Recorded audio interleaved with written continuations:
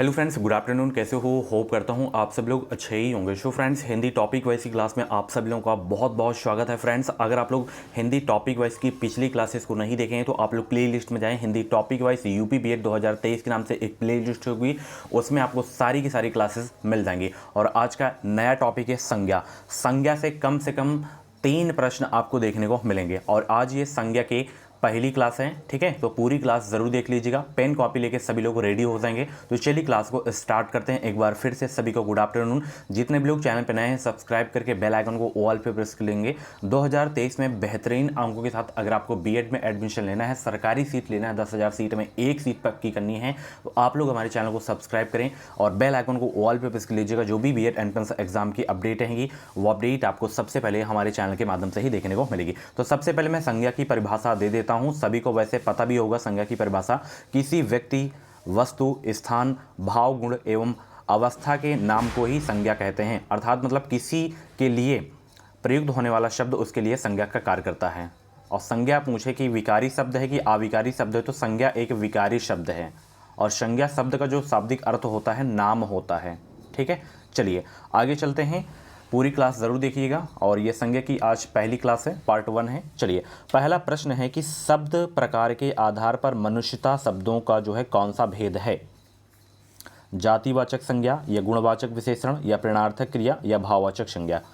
पूरी क्लास देखेंगे तभी समझ में आएगा आपके। ठीक है, तो पूरी क्लास ज़रूर देख के जाइएगा आप लोग। चलिए, शब्द के प्रकार आधार पर मनुष्यता शब्दों का कौन सा भेद है, पहला का जवाब देने का प्रयास करेंगे तो ये आपका भाववाचक संज्ञा हो जाएगा। ठीक है, पहला का डी आपका बिल्कुल करेक्ट हो जाएगा। देखिए, अगर एग्जाम में पूछे कि संज्ञा के भेद कितने होते हैं तो संज्ञा के 5 भेद होते हैं। कौन कौन से? व्यक्तिवाचक संज्ञा हो गया, जातिवाचक संज्ञा हो गया, भाववाचक संज्ञा हो गया, द्रव्यवाचक संज्ञा हो गया, समूहवाचक संज्ञा हो गया। ओके, डाउट क्लियर हो गया। संज्ञा के भेद कितने होते हैं? 5 होते हैं। सारे मैंने बता दिए हैं। अभी एक एक जैसे व्यक्तिवाचक आया तो मैं समझा दूंगा, भाववाचक आया तो समझा दूंगा, द्रव्यवाचक आया तो समझा दूंगा, समूहवाचक आया तो समझा दूंगा, जातिवाचक आया तो समझा दूंगा। और देखिए, अगर केवल पूछे कि संज्ञा के कितने भेद होते हैं तो 5 भेद होते हैं। ये आपको बता देना है, व्यक्तिवाचक, जातिवाचक, भाववाचक, द्रव्यवाचक, समूहवाचक। अगर पूछे कि व्युत्पत्ति के आधार पर संज्ञा के कितने भेद होते हैं, प्रश्न क्या है, व्युत्पत्ति के आधार पर संज्ञा के कितने भेद होते हैं, तो 3 भेद होते हैं। कौन कौन से? रूढ़ संज्ञा, यौगिक संज्ञा, योगरूढ़ संज्ञा। ठीक है, चलिए जैसे आप लोग क्लास देखते जाएंगे पूरा डाउट आपका क्लियर होता जाएगा। तो इसका जो है आपका डी वाला बिल्कुल करेक्ट हो जाएगा। चलिए, तन शब्द का जो है लिंग निर्धारित कीजिए। इसी में आपका लिंग वाला भी आ जाता है। तन शब्द का लिंग निर्धारित कीजिए। उभय लिंग है या स्त्रीलिंग है या नपुंसक लिंग है या पुल्लिंग है? दूसरा का जवाब देने का प्रयास करेंगे। आंसर सोचने का ज़्यादा समय चाहिए तो आप लोग वीडियो को रोक भी सकते हैं। देखिए, हिंदी में लिंग के कितने भेद होते हैं पता होना चाहिए। 2 भेद होते हैं। ठीक है, एक पुल्लिंग होता है, एक स्त्रीलिंग होता है। ठीक है, तो पता होना चाहिए। नॉर्मल सा प्रश्न है कि लिंग के भेद कितने होते हैं, तो 2 होते हैं, पुल्लिंग और स्त्रीलिंग। तो तन शब्द का जो है लिंग निर्धारित करना है आपको। यहाँ पे तन शब्द आपका पुल्लिंग शब्द हो जाएगा। ठीक है, तो दूसरा का डी आपका बिल्कुल करेक्ट हो जाएगा। इन प्रश्न को आप लोग नोट कर सकते हैं। जितने भी प्रश्न मैं करवा दूंगा उतने अगर आप लोग प्रश्न कर लेंगे तो इससे बाहर गारंटी है, एक भी प्रश्न आपका बाहर नहीं जाएगा, ये मेरी गारंटी है। इसकी पीडीएफ में आपको मैं जो है टेलीग्राम पे सेंड कर दूंगा, आप लोग जो है डाउनलोड कर लीजिएगा। चलिए, अगला प्रश्न है, से अलगाव किस विभक्ति का बोधक चिन्ह है? से अलगाव किस विभक्ति का बोधक चिन्ह है? चलिए मैं चिन्ह दिखाई देता हूँ, फिर आप लोग आसानी से कर लेंगे।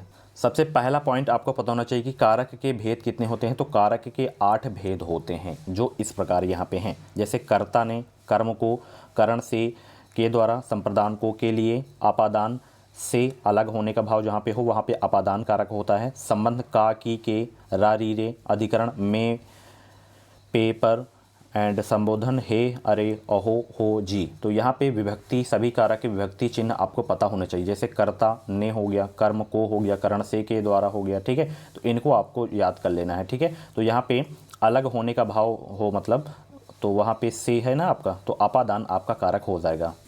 तो यहाँ पे आपका जो है तीसरा का सी वाला बिल्कुल करेक्ट हो जाएगा। ठीक है, से अलगाव किस विभक्ति का बोधक चिन्ह है? अपादान। जैसे एग्जाम्पल में दे देता हूँ कि वृक्ष से पत्ते गिरते हैं, तो इसमें कौन सा कारक होगा, तो अपादान कारक होगा। बिल्ली छत से कूदी, इसमें कौन सा कारक होगा, अपादान कारक होगा। अलगाव की बात हो रही है। ठीक है, तो तीसरा का सी आपका बिल्कुल करेक्ट हो जाएगा। चलिए वीडियो को लाइक कर दो सभी लोग और चैनल को सब्सक्राइब करके बेल आइकन को ऑल पे ज़रूर प्रेस कर लीजिएगा, ताकि बीएड एंट्रेंस एग्जाम की जो भी अपडेट है वो अपडेट आपको सबसे पहले हमारे चैनल के माध्यम से ही देखने को मिलेगी। और सभी लोग नोट जरूर करिएगा, केवल वीडियो देखने से काम नहीं चलेगा, नोट्स बनाइएगा प्रॉपर और रिवीजन करिएगा आप लोग। चलिए, दिए गए विकल्पों में से वह शब्द चुनिए जिसका प्रयोग सदा एक वचन में होता है। अभी कुछ और भी आपको मैं शब्द बताऊंगा जिनका सदैव एक वचन में प्रयोग होता है। बताएं सब लोग। आंसर सोचने का ज़्यादा समय चाहिए तो आप लोग वीडियो को रोक भी सकते हैं। 4 का जवाब दें सब लोग भाई, 4 का जवाब देने का प्रयास करेंगे। चौथा का जवाब देने का प्रयास करेंगे सब लोग। देखिए, प्रत्येक शब्द जो है आपका ऐसा शब्द है जिसका प्रयोग सदा एक वचन में होता है। और भी कुछ हैं शब्द, जैसे पानी हो गया, इसी में नोट कर लीजिए।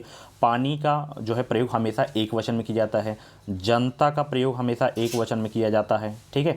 एंड चर्चा का हमेशा एक वचन में प्रयोग किया जाता है। वर्षा का हमेशा एक वचन में प्रयोग किया जाता है।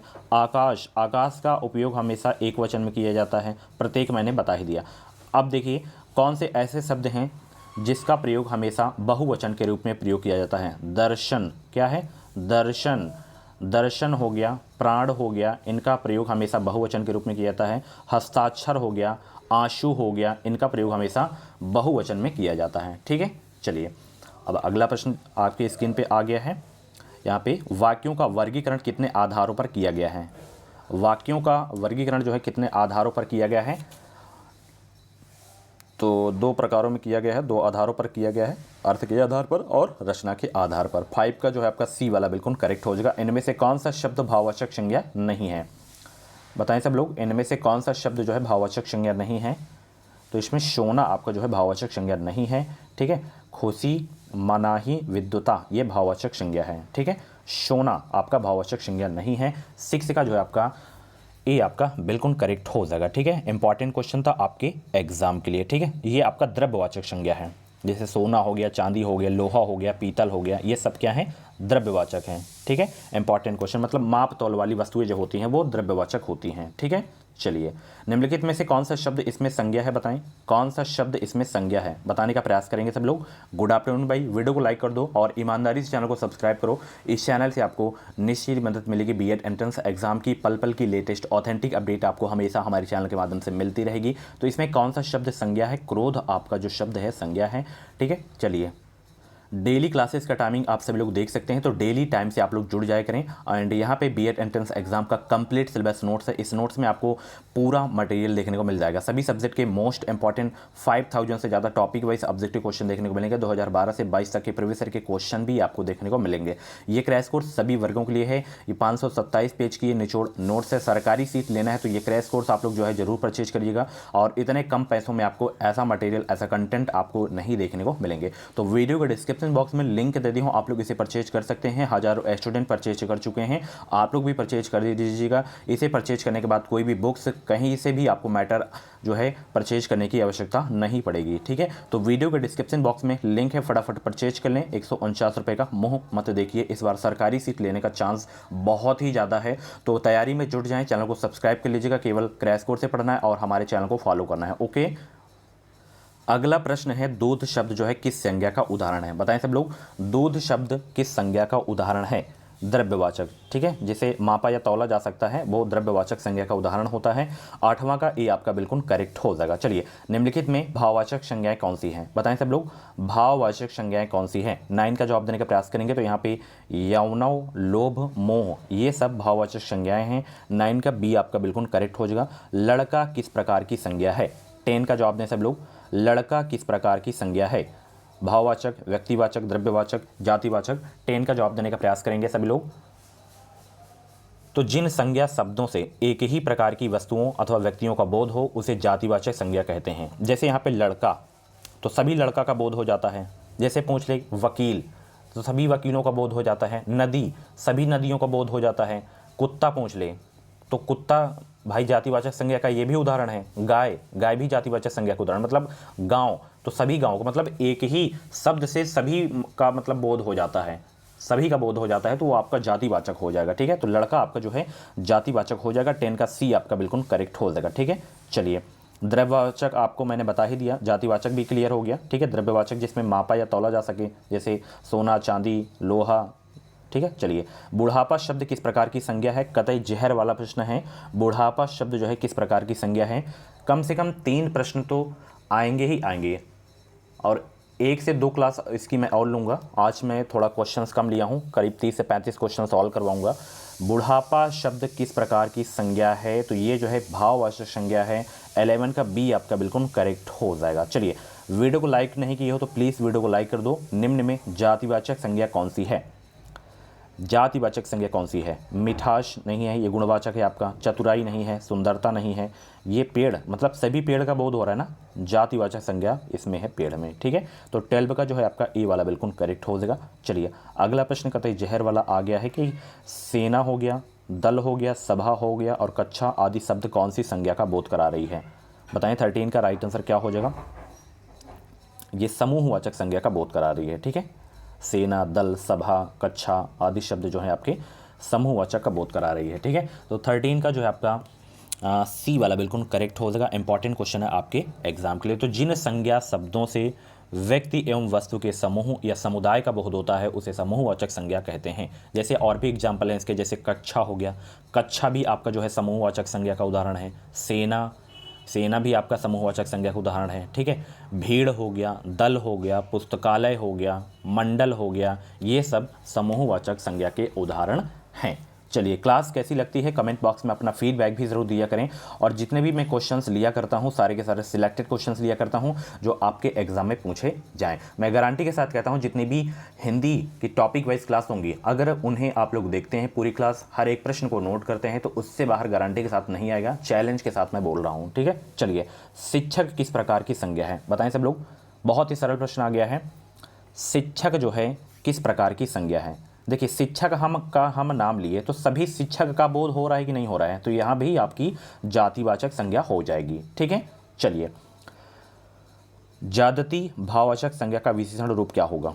जादती भाववाचक संज्ञा का विशेषण रूप क्या होगा? 15 का जवाब देने का प्रयास करेंगे। ज़्यादा हो जाएगा इसका विशेषण रूप अगर हम बात करें तो, ठीक है। चलिए, ग्रामीण का संज्ञा रूप क्या होगा? 16 का जवाब दें सब लोग। ग्रामीण का संज्ञा रूप क्या हो जाएगा? 16 का जवाब देने का प्रयास करेंगे। वीडियो को लाइक कर दिया करो, आप लोगों के लिए इतने मेहनत करता हूँ, सभी लोग वीडियो को लाइक कर दो। और इसकी पीडीएफ भी चलिए मैं सेंड कर दूँगा अपने टेलीग्राम चैनल पे। टेलीग्राम चैनल का नाम है एजुकेशन विद साहिल। इस वीडियो के डिस्क्रिप्शन बॉक्स में लिंक मिल जाएगी। ग्रामीण का संज्ञा रूप क्या हो जाएगा? ग्राम हो जाएगा, ठीक है। 16 का बी आपका बिल्कुल करेक्ट हो जाएगा। भाववाचक संज्ञा शब्द कौन सा है? बताएं इसमें भाववाचक संज्ञा शब्द कौन सा है? 17 का जवाब देने का प्रयास करेंगे। लालिमा, अनुच्छेद या निराश या विवाह। बताएं भाववाचक संज्ञा शब्द कौन सा है?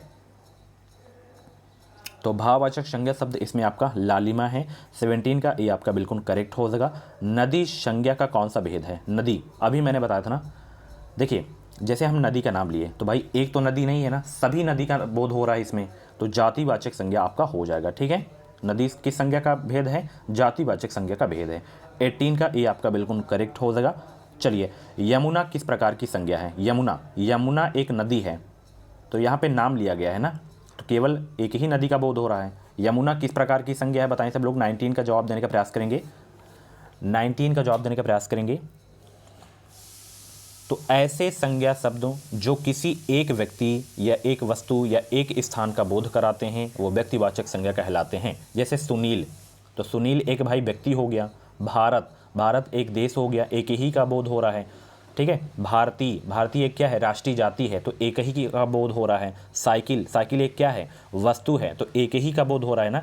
गंगा एक क्या है? नदी है। 1000 नदी तो नहीं है गंगा, तो गंगा एक ही नदी है ना, तो एक ही का बोध हो रहा है, ठीक है। तो इसमें जैसे यमुना, तो यमुना एक क्या है? नदी है, तो एक ही का बोध हो रहा है ना, एक ही का, तो इसमें आपका जो है व्यक्तिवाचक संज्ञा हो जाएगा, ठीक है। यमुना किस प्रकार की संज्ञा है? व्यक्तिवाचक हो जाएगा आपका। 19 का डी आपका बिल्कुल करेक्ट हो जाएगा। कौन सा शब्द जो है भाववाचक संज्ञा है? 20 का जवाब देने का प्रयास करेंगे। अगर क्लास ना समझ में आए, फर्स्ट टाइम अगर आप लोग संज्ञा पढ़ रहे हो तो एक बार फिर से क्लास को भी देख लीजिएगा, मेरी बात मानिएगा तो, ठीक है। चलिए बताएं कौन सा शब्द भाववाचक संज्ञा है। और जितना भी बीएड एंट्रेंस एग्जाम का सिलेबस है, पूरा सिलेबस में बिल्कुल फ्री में कंप्लीट कराऊंगा इसी चैनल पे, तो अंतिम तक जुड़े रहें, सरकारी सीट मैं आपको दिलाऊंगा। एक विश्वास के साथ जुड़े रहें। कौन सा शब्द भाववाचक संज्ञा है इसमें? मिठास आपका जो है भाववाचक संज्ञा है, ठीक है। कतई जहर वाला प्रश्न था, आगे चलते हैं। कच्छा शब्द किस हिंदी व्याकरण के अनुसार संज्ञा के भेदों की किस श्रेणी में आता है? कच्छा शब्द हिंदी व्याकरण के अनुसार संज्ञा के भेदों की किस श्रेणी में आता है? अभी मैंने बताया था आपको, व्यक्तिवाचक होगा नहीं, जातिवाचक होगा नहीं, भाववाचक होगा नहीं, समूहवाचक हो जाएगा आपका। ठीक है, 21 का जो है आपका डी वाला बिल्कुल करेक्ट हो जाएगा। चलिए, समिति शब्द हिंदी व्याकरण के अनुसार संज्ञा के भेदों की किस श्रेणी में आता है? समिति, समिति शब्द हिंदी व्याकरण के अनुसार संज्ञा के संज्ञा के भेदों की किस श्रेणी में आता है? समूहवाचक संज्ञा की श्रेणी में आता है। ठीक है, चलिए, संज्ञा शब्द कावेरी भेद का क्या है? संज्ञा शब्द कावेरी का भेद क्या है? जातिवाचक, व्यक्तिवाचक, भाववाचक या समूहवाचक? 23 का जवाब देने का प्रयास करेंगे। गुड आफ्टरनून भाई सभी को, गुड आफ्टरनून। और मॉर्निंग वाली अगर आप लोग क्लास नहीं देखें करंट अफेयर की तो जाके ज़रूर देखिएगा इस क्लास को देखने के बाद। अब जो क्लासेस आपकी स्टार्ट हैं, ज़बरदस्त क्लासेस स्टार्ट हैं, तो एक भी क्लासेस आप लोगों से मिस नहीं होनी चाहिए। तो संज्ञा शब्द कावेरी का भेद क्या है? तो इसमें आपका व्यक्तिवाचक हो जाएगा आपका। ठीक है, 23 का बी आपका बिल्कुल करेक्ट हो जाएगा। चलिए, कौन सा शब्द इसमें भाववाचक संज्ञा है? बताएं सभी लोग जवाब दें। कौन सा शब्द इसमें भाववाचक संज्ञा है? पुरुष, प्रभु, छत्री या बंधुत्व? 24 का जवाब देने का प्रयास करेंगे। कौन सा शब्द भाववाचक संज्ञा है? बंधुत्व आपका जो है भाववाचक संज्ञा है। 24 का डी आपका बिल्कुल करेक्ट हो जाएगा। चलिए, और टेलीग्राम चैनल को जरूर से जरूर आप लोग ज्वाइन कर लें, क्योंकि अभी कुछ नोट्स बनाने के पॉइंट्स मैं आपको भेजूंगा इसी में PDF में, तो वो आपको टेलीग्राम पे ही मिलेगा। चलिए, निम्नलिखित में से क्या व्यक्तिवाचक संज्ञा नहीं है इसमें? बताएं, 25 का जवाब दें। निम्नलिखित में से क्या व्यक्तिवाचक संज्ञा नहीं है? जैसे देखिए, होली, दीपावली, ये आपके जो है व्यक्तिवाचक संज्ञा के उदाहरण है, ध्यान रखना। होली, और जैसे दिशा के नाम आ जाएं, उत्तर, पूर्व, दक्षिण, तो वो भी आपके व्यक्तिवाचक संज्ञा होते हैं। ठीक है, बताएं सब लोग इसमें। और यहाँ पे जैसे हिमालय हो गया आपका, ये भी आपका व्यक्तिवाचक संज्ञा हो जाएगा। ठीक है, इसमें कौवा आपका जो है व्यक्तिवाचक संज्ञा नहीं है। ठीक है, तो 25 का सी आपका बिल्कुल करेक्ट हो जाएगा। इंपॉर्टेंट क्वेश्चन था आपके एग्जाम के लिए। ठीक है, जैसे पशु पक्षी आ जाए ना, पशु पक्षी,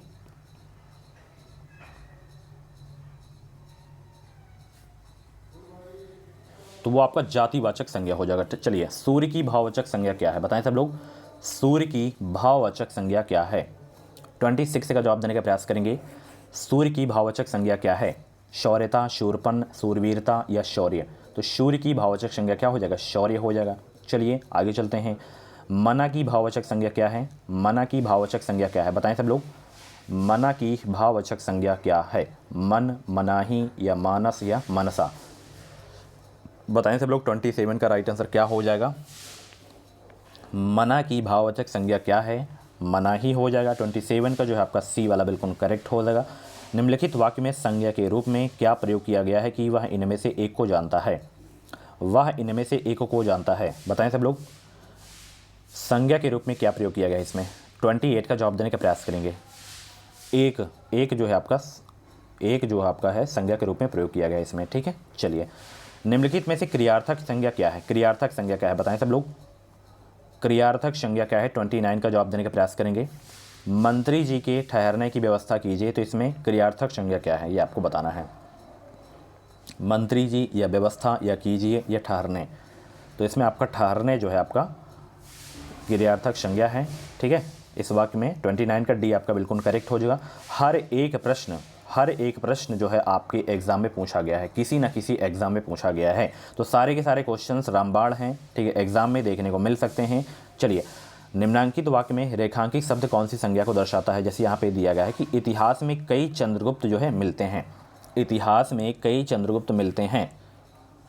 30 का जवाब देने का प्रयास करेंगे। और इसी में वचन भी आएगा।